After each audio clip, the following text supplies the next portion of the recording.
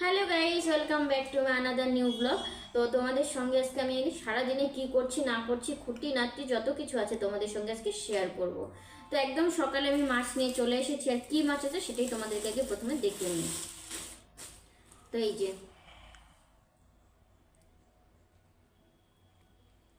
চিংড়ি মাছ,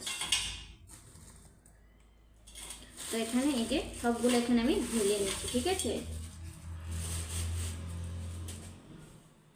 তো এই যে এখানে চিংড়ি মাছ আছে, কি বানাবো সেটাও তোমাদের সঙ্গে শেয়ার করব, জানি না কি বানাতে চলেছি। আর এখানে কিন্তু আরো কিছুটা মাছ আছে, যেরকম এই যে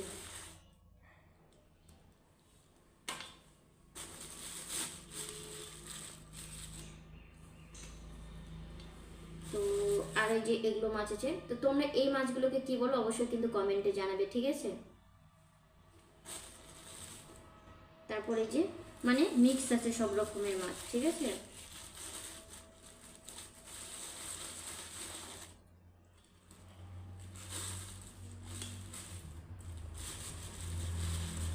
তো এই যে এখানে সবটা মাছ আমি নিয়ে নিয়েছি। তো চলো আমি মাছগুলো রেডি করে নিই, তারপর আবার ফিরে আসি।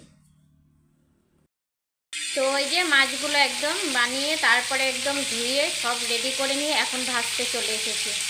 তো দেখো মাছগুলো আমি ভেজে নিচ্ছি, একটা সাইড হয়ে গিয়েছে তো উল্টিয়ে দিলাম, ঠিক আছে।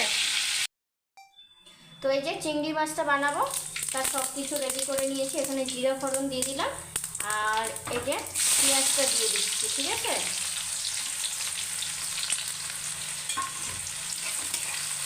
তো পেঁয়াজটা একটু লাল লাল করে ভেজে নিব। তো এই যে উপর থেকে আমি কয়েকটা কাঁচা লঙ্কা দিয়ে দিলাম।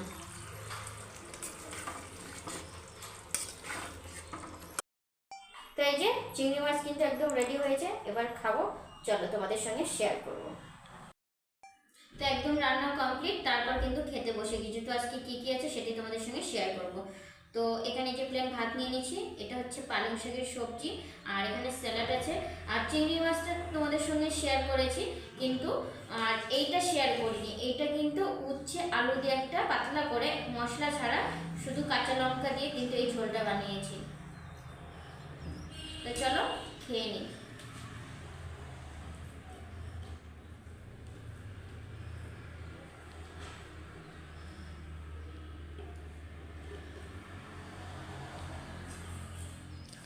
এবার খাবো চিংড়ি মাছটা।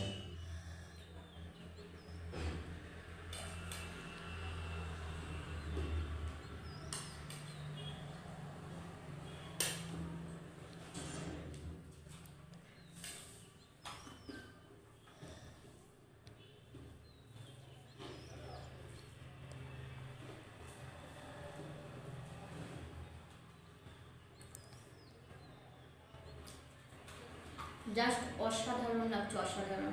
তোমরাও কিন্তু ট্রাই করবে, ঠিক আছে। আমি কিন্তু এর মধ্যে রসুন পাতাটা দিয়েছিলাম, প্রচন্ড গরম।